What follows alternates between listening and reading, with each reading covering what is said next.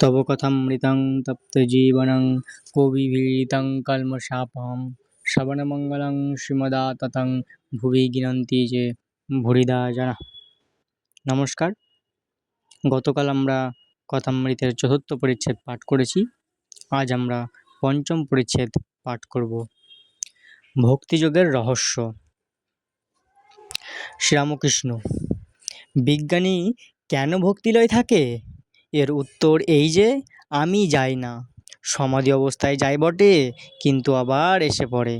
আর সাধারণ জীবের অহং যায় না। অশ্বত্থ গাছ কেটে দাও, আবার তার পরের দিন ফেকড়ি বেরিয়েছে। জ্ঞান লাভের পরও আবার কোথা থেকে আমি এসে পড়ে। স্বপনে বাঘ দেখেছিলে, তারপর জাগলে তবুও তোমার বুক দূর দূর করছে। জীবের আমি লয়েই তো যত যন্ত্রণা। গরু হাম্বা আমি হাম্বা আমি করে, তাই তো অত যন্ত্রণা। লাঙলের জোরে রোদ বৃষ্টি গায়ের ওপর দিয়ে যায়, আবার কষায়ে কাটে, চামড়ার জুতো হয়, ঢোল হয়, তখন খুব পেটে। তবুও নিস্তার নাই। শেষে নাড়ি ভুঁড়ি থেকে তাঁত তৈরি হয়, সেই তাঁতে ধনুরির যন্ত্র হয়। তখন আর আমি বলে না, তখন বলে তুহি তুহি, অর্থাৎ তুমি তুমি। যখন তুমি তুমি বলে তখন বলে, তখন নিস্তার। হে ঈশ্বর, আমি দাস, তুমি প্রভু, আমি ছেলে, তুমি মা। রাম জিজ্ঞাসা করলেন, হনুমান, তুমি আমার কিভাবে দেখো? হনুমান বললে, রাম, যখন আমি বলে আমার বোধ থাকে, তখন দেখি তুমি পূর্ণ, আমি অংশ, তুমি প্রভু, আমি দাস। আর রাম, যখন তত্ত্বজ্ঞান হয়, তখন দেখি তুমি আমি, আমি তুমি। সেবা সেবক ভাবেই ভালো। আমি তো যাবার নয়, তবে থাক শালা দাস আমি হয়ে। অসাধারণ। বিদ্যাসাগরকে শিক্ষা। আমিও আমার অজ্ঞান।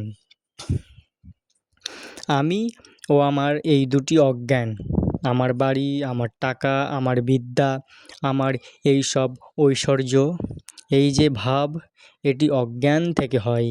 হে ঈশ্বর, তুমি কর্তা, আর এই সব তোমার জিনিস।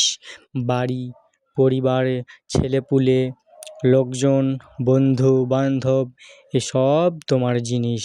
এ ভাব জ্ঞান থেকে হয়। মৃত্যুকে সর্বদা মনে রাখা উচিত। মরবার পর কিছুই থাকবে না।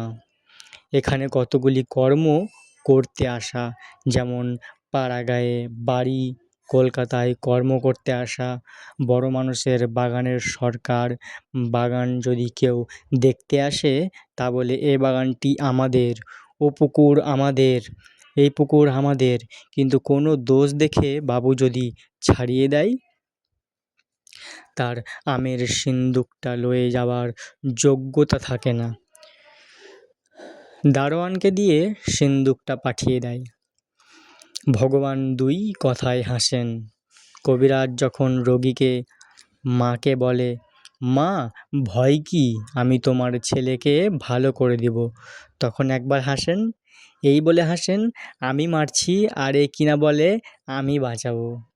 অসাধারণ। কবিরাজ ভাবছে আমিই কর্তা, ঈশ্বর যে কর্তা এ কথা ভুলে গেছে।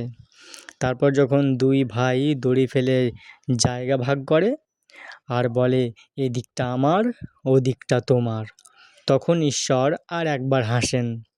এই মনে করে হাসেন, আমার জগৎ ব্রহ্মাণ্ড, কিন্তু ওরা বলছে এই জায়গা আমার আর ও জায়গা তোমার।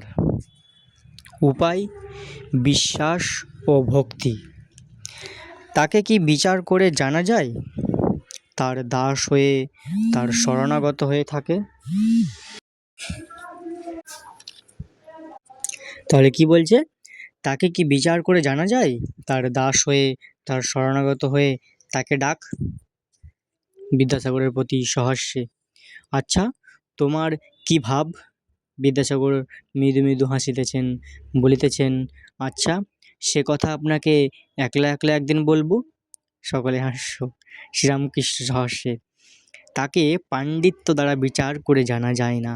এই বলিয়া ঠাকুর প্রেমোন্মত্ত হইয়া গান ধরিলেন, ঈশ্বর অগম্য ও অপার, কে জানে কালী কেমন, স্বরদর্শনে না পাই দর্শন, মূলাধারে সহস্রাহারে সদা যোগী করে মনন, কালী পদ্মবনে হংস শনে হংসীরূপে করে রমণ, আত্মারামের আত্মাকালী প্রমাণ প্রণবের মতন, তিনি ঘটে ঘটে বিরাজ করেন ইচ্ছাময়ের ইচ্ছা যেমন, মায়ের উদরে ব্রহ্মাণ্ড ভাণ্ড প্রকাণ্ড তা জানো কেমন, মহাকাল জেনেছেন কালীর মর্ম অন্য কে বা জানে তেমন, প্রসাদ ভাসে লোকে হাসে সন্তরণে সিন্ধু তরণ, আমার মন বুঝেছে প্রাণ বুঝে না ধরবে শশী হয়ে বামন, দেখলে কালীর উদরে ব্রহ্মাণ্ড ভাণ্ড প্রকাণ্ড প্রকাণ্ড তা জানো কেমন। আর বলছে, স্বরদর্শনে না পায় দর্শন, পাণ্ডিত্য তাকে পাওয়া যায় না। বিশ্বাসের জোর। ঈশ্বরে বিশ্বাস ও মহাপাতক। বিশ্বাস আর ভক্তি চাই। বিশ্বাসের কত জোর শোনো। একজন লঙ্কা থেকে সমুদ্র পার হবে। বিভীষণ বলল, এই জিনিসটা কাপড়ের খুঁটে বেঁধে লও, তাহলে নির্বিঘ্নে চলে যাবে।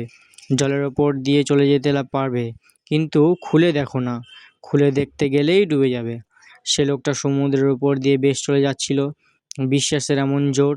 খানিক পথ গিয়ে ভাবছে, বিভীষণ এমন কী জিনিস বেঁধে দিলেন যে জলের ওপর দিয়ে চলে যেতে পারছি। এই বলে কাপড়ের খুঁটটি খুলে দেখে যে শুধু রাম নাম লেখা একটি পাতা রয়েছে।